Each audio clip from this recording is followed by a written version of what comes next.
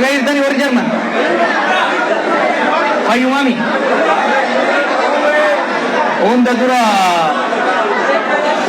Rabbi nagaa waliin deebise. Galanni haa ga'u. Yaadannoo hedduu walirraa qabna. I think waggaa yeroo jalqabaaf as kan hin dhufe 2014 na fakkaata. Gaafa hedduun keessanii ni dhagama. Gaafa duraa dhufu hedduun keessan yeroo isaan qurxummii raaftanii as geessanii dargaggeeyyii turtanii akkana walli dhiphattanii dachii bal'attuu rabshaa ajaa'ibaa walaa turtan. Aaraa garuu gurguddatanii mana jaarrattanii naamusa ajaa'ibaatiin wal obsitanii sagantaa kana fakkaatu qopheessuu keessanii hedduu na boonsitan warri Jarman. Yeroo hedduu akkuma hin jirutti rakkoon biyya keenyaa ubaaftee biyya namaa gaafa dhufnu ambaasadara biyya keenyaati, ambaasadara uummata keenyaati. Wanni guddaan uummanni keenyas ta'e uummanni biyya kanaas irraa eegu biyya dhuftan kana keessatti barnootaan, hojiidhaan, bultiidhaan, hawaasummaadhaan gama maraan if dandeessanii yoo jiraattan biyyi isin qeebalte tunis bagan qeebaluu isaa kiyyatti hin gaabbuu yetti jettu biyyi tunis ummanni keessanis kabaadiyyatti hafe gaafa isin wayyooytanii isaallee gargaartan gaafa tokkummaan keessan jabaate mul'atu isaan irraa dhalachuu keessaniif waan qaban guutummaa hiikkatanii biyya kanatti isin erguu keessaniif hin gaabban jechuun ni gaabbanire hin gaabbuun hiikkaan isaa waan biraatii miti waan dalaineet hin gaabbi maal dalaine cunqursaa ni qoranne dhugaa qabu ni baafanne tarsiimoo lafa kaayan tarsiimoo san hojiitti hiine warra baankii qabu akkuma duura angorra gadi buufne akkasuma goonani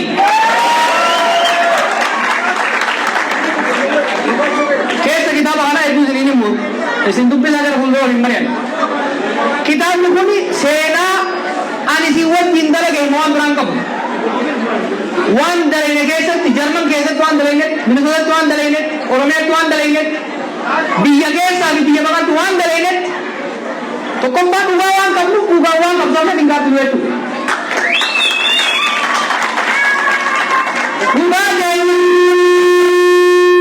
Nutuman nu cabsan jenne alaan alaa way waachaan teenye saba guddaa irraa dhalanne ummata guddaa irraa dhalanne keessatti bobbooyaa jiraachuun fala akka hin taane hubachuudhaan beekumsa qabnu muuxannoo biyyoota biraa qorannee yeroo gabaabaa keessatti jijjiirama fidne jechuudha. Har'a hoo ugoota jaan darbe kan keessatti waa'ee dhugeen dabalu gariin kaawwina galman geenye gariin kan eegariin nutti dhufu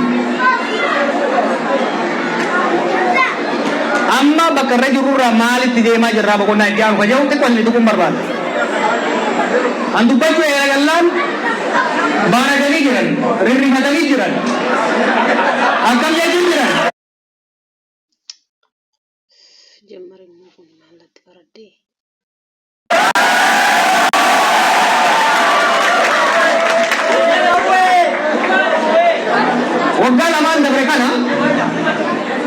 waggaa lamaan dabre kana gadi dhaabee booda itti hasaasaatiin ture amma immoo itti iyyuun eegale itti iyyinee itti lallannee dhaga'uu baannaan iyyuu sullee dhufa jechuudha kana beekuu qaba namni mootummaa garagalchuuf deemanii mootummaa kuffisuu barbaadanii jiran lakki kun mootummaa kuffifne agarree jirra barbaachinaa minuuti we have done it kuffisuu barbaadan arra gaafa muuxannoo qabnu dhiisi gaafa tiyoorii qofa qorannee iyyuu lafaan geenye agarsiifnee jirra nu har'a akeeka mootummaa kuffisuu jedhuun inni deemaa jiru mootummaan ofii kufaa jirti dhiibbaa keenya hin barbaaddu wanni jechaa jirru mootummaan darreen lafa dhahee jiru kun akka nurratti hin qubnan lallabu jirra akka irratti kun mootummaa maqaa Oromoo baadhattee maqaa Oromoo nyaatti. Mootummaa maqaa Oromoo baadhattee Oromoo salphifte qaanessite kana nurratti akkan kufnee lallabaa jirra malee ofii nukutu jirti waan kuffisuu ajaarraa hin qabnu jechuudha. Ammoo we are asking for conversation. Waggaa lamaaf walakkaa ergan dhaabee itti hasaasnee sossomnee biyya nagee buusa. Diinagdeen kufe maqaan keenya bade salphanne maqaa keessaniin jennee kadhannee dadhabne jechuudha. Amma akka uummanni dhaga'uu qabutti akka addunyaan dhaga'utti itti lallabaa jirra jechuudha. Yoo dhaga'an ifis biyyas baraaruu danda'a. Garuu immoo dhaga'uu baatanii gurra isaanii duubaan toomse kanaan itti dhumne jennaan maqaa saba kanaa qabatanii ittiin kufuu xureessuu hin hayyannu. Biyya teenya ka abboonni keenya keessa rakkoo meeqa ta'an waan biyya sanii taane bineensuu hin taane arra bineensuu keessaa beekuun salphisuu hin hayyannu jechuudha.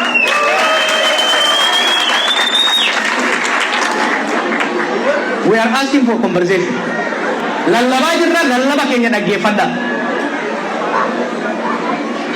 Raftanii fireena qabdanii raftanii fireena qabdanii quursanii quufa keessa dabartanii boqoytanii nurratti dhootanii xurii nuti dhabu hin hayyamnu. Quufa kan biraan nunnaa galanii. Oromoo dhagaa. Ummatni keenya rakkoo har'a keessa jiru kana zamana Minilik argeen beeku, zamana Haile Sillaasee argeen beeku, zamana Mallasaatii zamana Darbuus argeen beeku.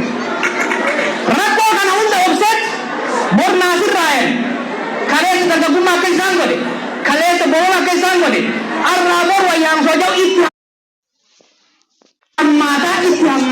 hammaataa deema. Kana caalaa hin obsinu jechuudha. Sirraa baannaan immoo bakka bullaa jechuudha dhugaatii qabu.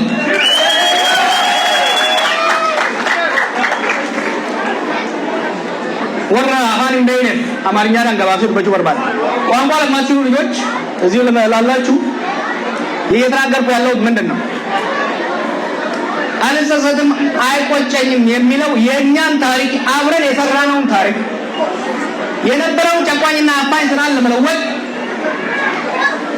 በሀገር ቤት ከቄሮ ጋር በውጭ ሀገር ከዲያስፖራው ማህበረሰብ ጋር የሰራነውን ታሪክ የነበረውን በደል እያየን ከማልቀስ ባለፈ አጥንተን ተመራምረን ተዘጋጅተን እቅድ አውጥተን በአነስተኛ መስዋዕትነት ታንክና ባንክ ይዘው ሲጎርሩ የነበሩትን ቦታ ሲያዙ ነው።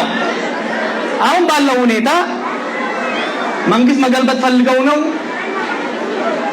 መንግስት ለመጣል ፈልገው ነው ብለው እየተንቦቆቦቁ ነው። አላማችን መንግስት መገልበጥ አይደለም። እኛ መንግስት ገልብጠን አሳይተን ሰልችቶናል። ኦኬ፣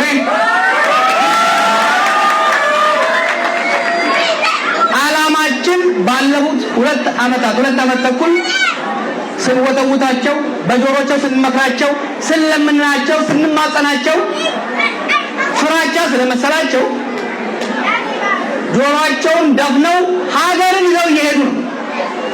እኛ እየወደቀ ያለ መንግስት ሀገርና ህዝብን ይዞ እንዳይወድቅ ከወደቀ በራሱ ጊዜ ይውደቅ፣ ሀገርን አፍርሶ በህዝባችን ስም እየነገደ የህዝባችን ስም ይዞ መቃብር እንዲገባ ላለመፍቀድ ነው እየተንቀሳቀስን ያለነው ማለት ነው።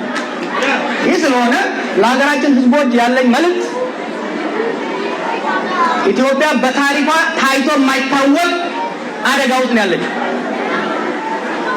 የኢኮኖሚው ችግር፣ በየቦታው ያለው ጦርነት፣ የመንግስት መልመልመስ ሀገሪቷን ወደ ከፍተኛ አደጋ እያደረሰ ስላለ እያልን ያለነው we need to wake up። ህዝባችንና ሀገራችን ወደማይመለሱበት ከፍተኛ አደጋ ከመግባታቸው በፊት ድምጻችንን ከፍ አድርገን እየለመንናቸው